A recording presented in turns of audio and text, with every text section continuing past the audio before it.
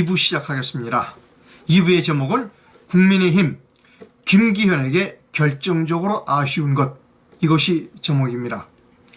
지금 시각은 2022년 12월 15일 목요일 아침 8시 12분을 막 지나고 있습니다.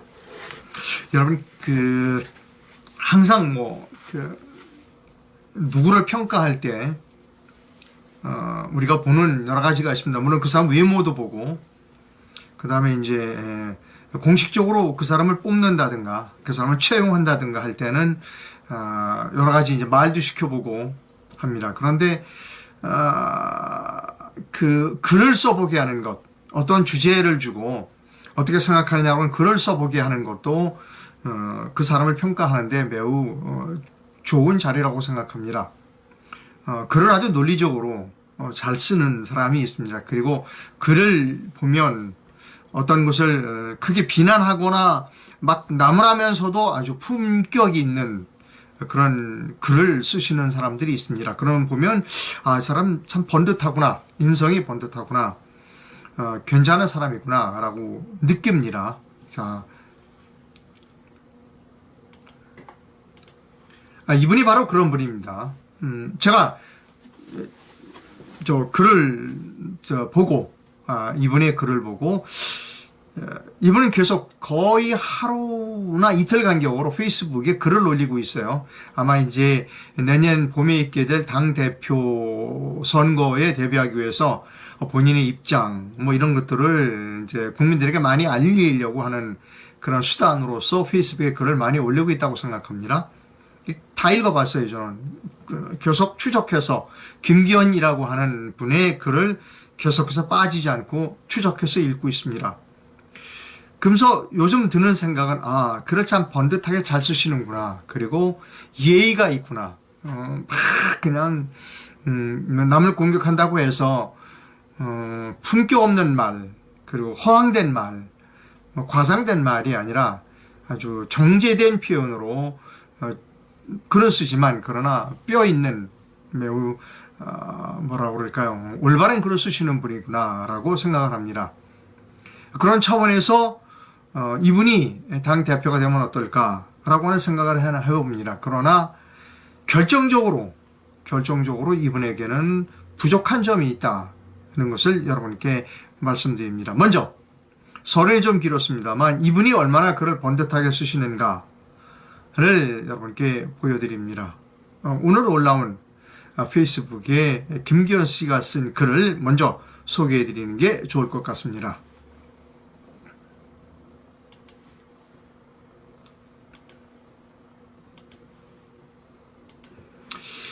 자, 거짓말과 조롱을 일삼은 인물이 수년 동안 공영방송에서 국민 세금을 축내가며 거짓말을 쏟아내도록 물심양면으로 비호해준 민주당과 한상혁 방송통신위원장에 대한 감사원의 감사와 국회 차원의 진상조사가 필요합니다. 자, 계속 읽어드립니다. 김기현 씨가 직접 쓴 글입니다. 입만 열면 거짓말이요, 눈만 뜨면 비방과 조롱뿐이라고 해도 과언이 아닌 가짜뉴스 제조기 김어준 씨가 TBS 라디오 뉴스 공장 하차 의사를 밝혔다고 합니다. 만시지탄입니다. 그런데 하차한다고 하여 그동안 저지른 죄가 없어지는 건 아닙니다. 가짜뉴스로 사회를 어지럽히고 수준 낮은 정치인과 공무에 타인을 비방하고 조롱한 그 죄값은 반드시 치러야 합니다. 그게 정의입니다. 2010년 9월부터 첫 방송부터 올해 11월까지 김어준의 뉴스공장은 방송통신심의위원회로부터 8건의 법정 제재와 34건의 행정지도를 받았다고 합니다. 지난 대선 기간에는 중앙선관위로부터 받은 지적이 33건이나 된다고 합니다. 가히 입만 열면 거짓말이요, 눈만 뜨면 비방과 조롱이 인간 실격의 전형입니다. 인간 실격이라고 그랬습니다. 그동안 김 씨가 벌인 일들은 차마 귀를 열고 듣기 힘들 정도였습니다. 지난해 서울시장 보궐선거 때는 익명의 제보자를 앞세워 생태탕 의혹을 제기하고 올해 대선에서는 김건희 여사에 관한 줄리 음모론을 집중적으로 내세웠습니다. 최근에도 청담동 술자리 역술인 천공의 관저 개입설 등 가짜 뉴스를 퍼뜨리는 데 앞장섰습니다. 지난 대선 때에는 아예 대놓고 이재명을 도와야 한다며 떠들다가 선거방송심의위원회로부터 법정 제지에 해당하는 경고를 받았을 정도로 매우 편향적인 선동가입니다. 이제 김어준 씨는 자신이 저지른 죗값을 치르시기 바랍니다. 하차가 면죄부가 될 수는 없습니다. 온갖 음모와 선동으로 잭팟을 터뜨려 축적 재산은 얼마나 했는지도 궁금합니다. 무엇보다 이런 수준 미달 인물이 수년 동안 공영방송에서 국민의 세금을 축내가며 거짓말을 쏟아내도록 물심양면으로 보호해준 민주당과 한상혁 방송통신위원장에 대한 감사원의 감사와 국회 차원의 진상조사를 병행해야 합니다. 라고 썼어요. 끝까지 다 읽어드리겠습니다. 가짜뉴스를 방치하면 우리 사회는 더 깊은 혼돈에 빠질 수밖에 없습니다.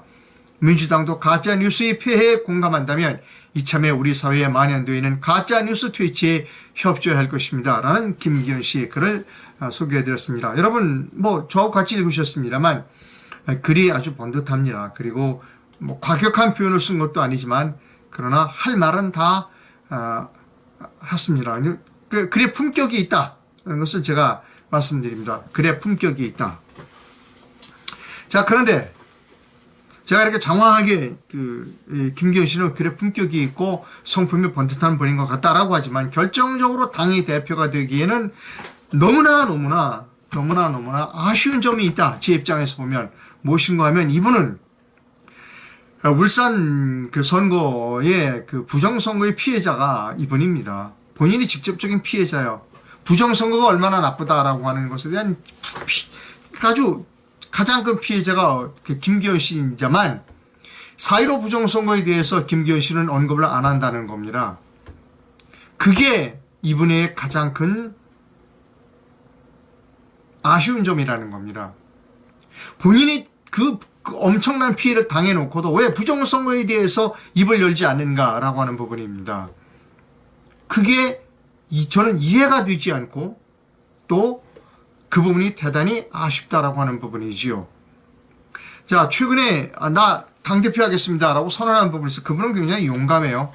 강신업 씨인데요. 강신업 씨가 이범규 텔레비에 출연했고 그것을 미디어 F인가에서 쇼트로 이렇게 만들었습니다. 제가 그것을 짤막하게 좀 인용을 하겠습니다. 그분은 강하게 4.19 총선이 부정이었다. 이렇게 주장하는 분입니다.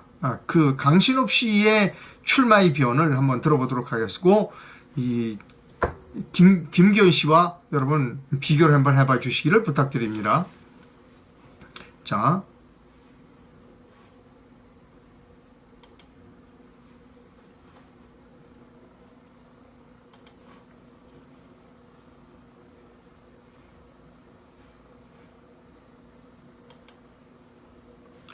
시작하겠습니다. 짤막합니다, 여러분. 제가 당대표가 되면 제가 이제 부정선거 감시조사 특별위를 구성해서 제가 바로 챙기겠다는 겁니다. 부정선거 못하도록 하겠다는 겁니다. 뿌리 뽑겠다는 겁니다. 원천적으로요. 물론 그건 경선에서도 마찬가지고요. 본선에서도 마찬가지고요. 완전히 뿌리 뽑겠다는 겁니다. 지들이 유리하니까 그런 거 아닌가 라는 생각이 들어요. 그래서 당대표가 되면 부정선거 감시 기구를 법제화하겠습니다. 구성해서 법으로 제가 챙기겠다는 겁니다. 중앙선거 완전히 못하도록 하겠다는 겁니다. 뿌리 뽑겠다는 겁니다. 원천적으로요. 물론 그건 경선에서도 마찬가지고요. 여러분, 잘 안 나갔나요? 다시 한번 들려드리겠습니다. 잘 안 나간 것 같아서 좀 남의 걸 가져오다 보니까 자, 다시 한번 들려드립니다.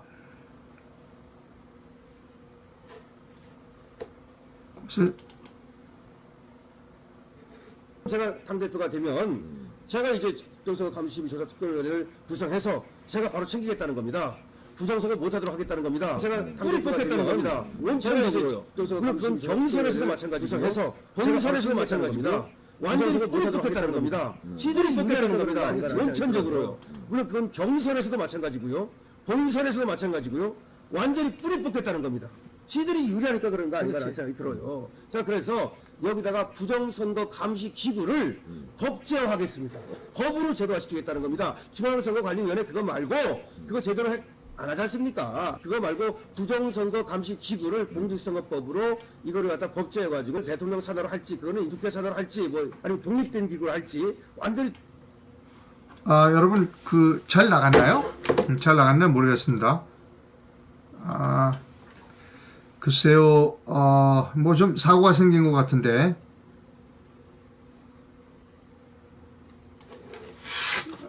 좀 사고가 생긴 것 같은데요.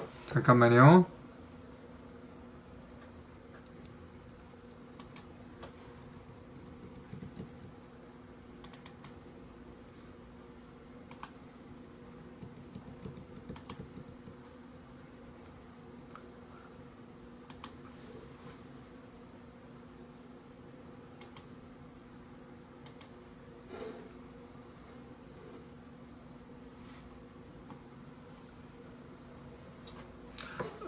그 방송에 조금 뭐 착오가 있는 것 같은데요. 김기현 씨, 이 강신업 씨 이야기가 그랬어요. 다시 한번 들려드리도록 하겠습니다. 조금 남의 걸 가져오다 보니까 좀 그렇게 되는데 다시 한번 들려드릴 텐데 혹시 안 되면 그냥 중단하겠습니다. 네. 제가 당대표가 되면 제가 이제 부정선거 특별위를 구성해서 제가 바로 챙기겠다는 겁니다. 부정선거 못하도록 하겠다는 겁니다. 뿌리 뽑겠다는 겁니다. 원천적으로요. 물론 그건 경선에서도 마찬가지고요. 본선에서도 마찬가지고요. 완전히 뿌리 뽑겠다는 겁니다. 지들이 유리하니까 그런 거 아닌가라는 생각이 들어요. 자, 그래서 여기다가 부정선거 감시 기구를 법제화하겠습니다. 법으로 제도화시키겠다는 겁니다. 중앙선거관리위원회 그거 말고 그거 제대로 안 하지 않습니까? 그거 말고 부정선거 감시 기구를 공직선거법으로 이거를 갖다 법제해가지고 대통령 산하로. 여러분 뭐 좀 잘못됐나요?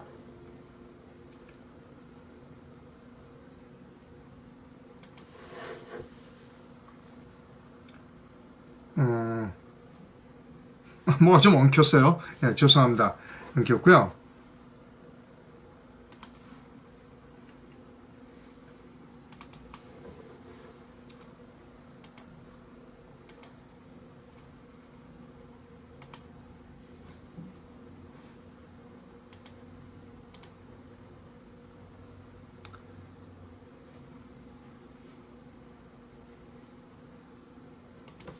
네, 하여튼 뭐 좀 죄송합니다. 뭐 좀 남의 거를 좀 갖고 오다 보니까 이렇게 됐고 죄송하게 생각하고요.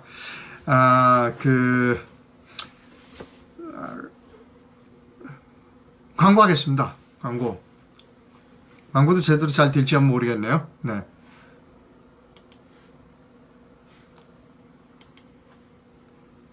예, 세종사이버대학교에서 세종사이버대학교 컴퓨터와 AI공학과에서 신입생을 모집한다고 합니다.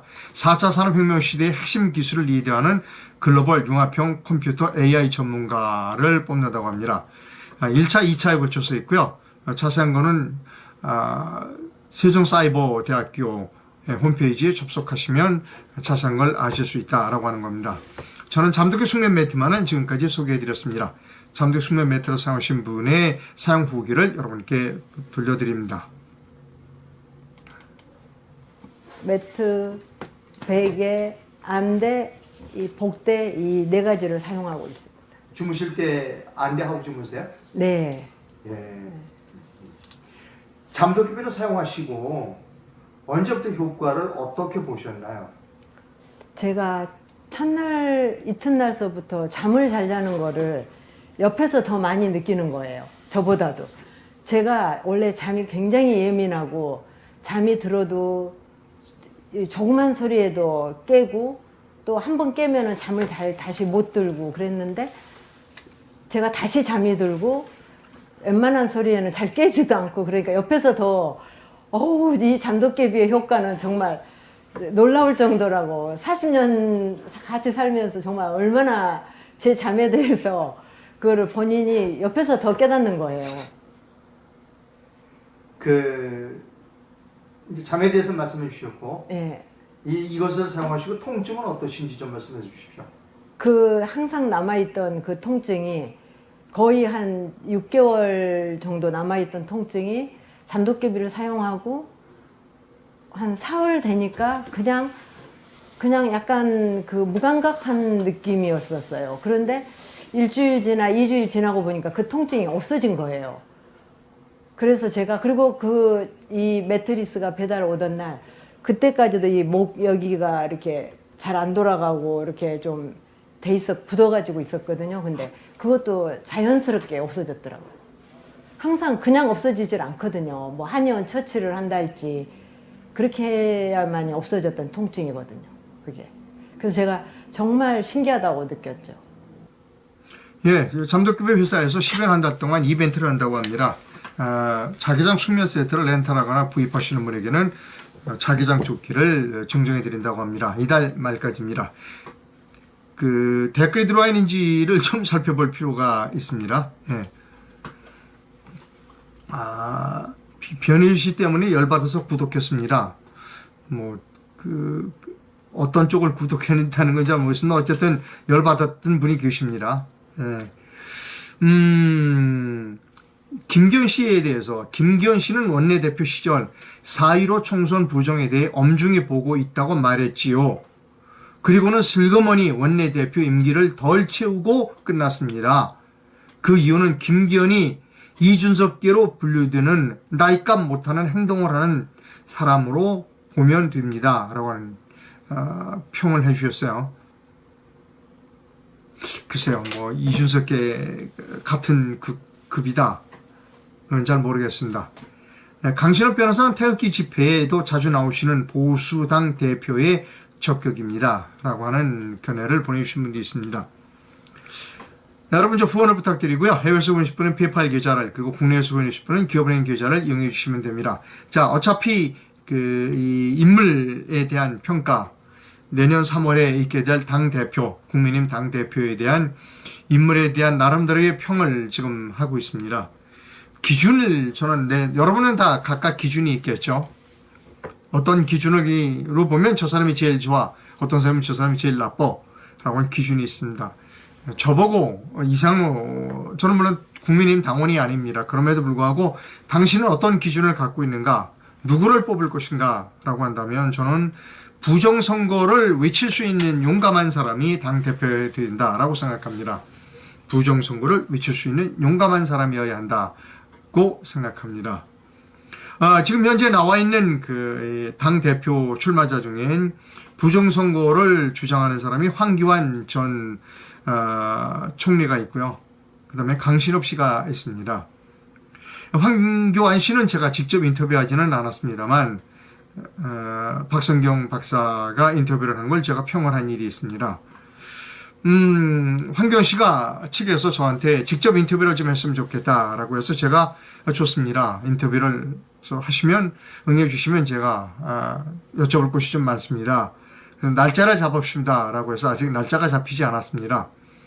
저는 황교안 씨 쪽에서 언제든지 날짜를 잡아주시면 방송을 가서 하든 우리 쪽에 오셔서 하든 방송을 해서 제가 여쭤보고 싶은 것들이 상당히 많다. 황교안 씨에도 굉장히 여쭤보고 싶은 것이 많다라고 하는 겁니다. 예, 방송 시청해주신 시청자 여러분 대단히 감사합니다. 저는